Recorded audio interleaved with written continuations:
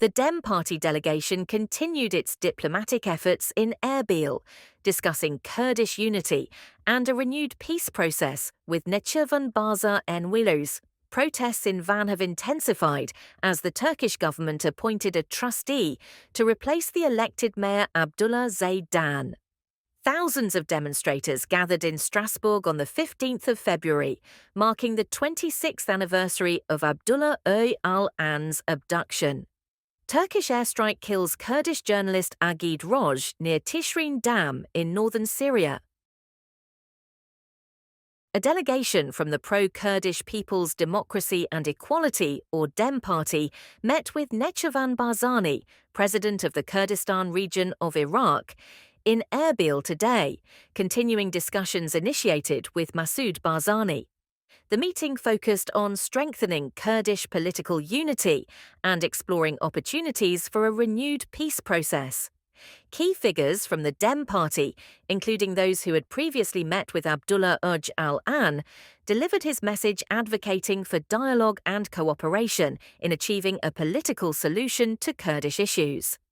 The delegation stressed the importance of engaging all Kurdish political forces in the peace process, and Barzani acknowledged the need for unity and cooperation to overcome regional challenges. The talks were seen as part of ongoing efforts to promote Kurdish political unity across regional borders and build momentum for a lasting resolution to the Kurdish question. Barzani expressed his full support for Öcalan's peace initiative, highlighting the positive impact a successful peace process would have on the stability of the region. The delegation is expected to meet with Patriotic Union of Kurdistan leaders in Süleymaniyye to further discuss the peace initiative.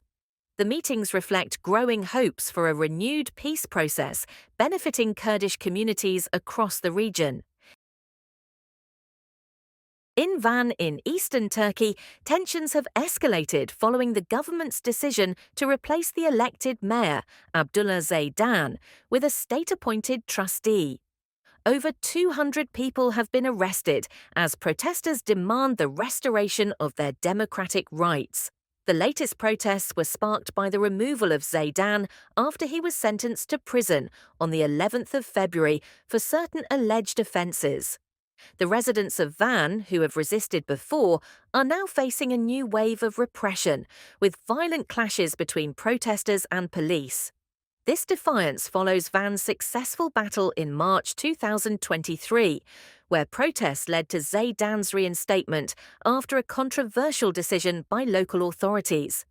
During the protests, pro-Kurdish DEM Party leaders Tulay Hatim Oğulları and Tuncay Bakburhan condemned the government's actions, recalling Van's victory in March 2023 when Turkey's Supreme Electoral Council reinstated Zeydan.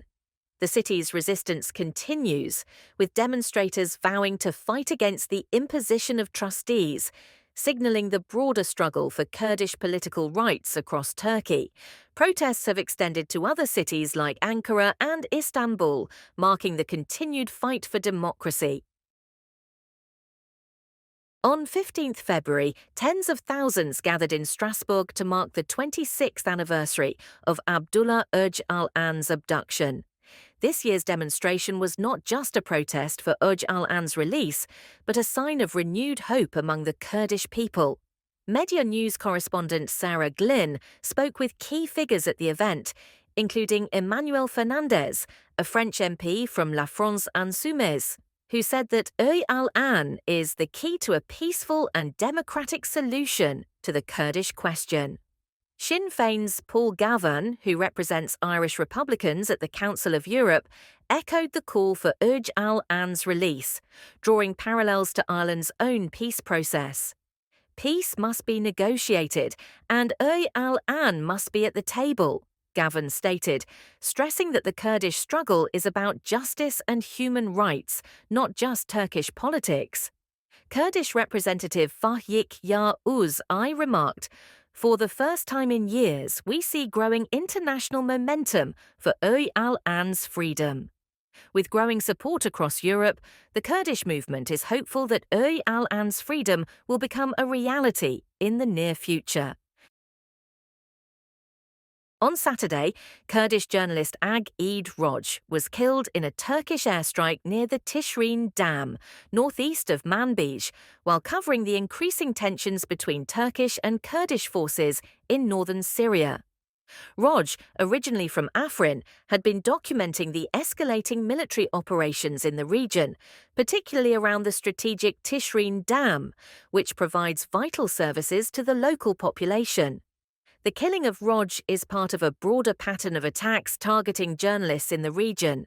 Turkey has claimed that its operations are aimed at Kurdish armed groups, but civilians and media workers have increasingly become victims of these attacks.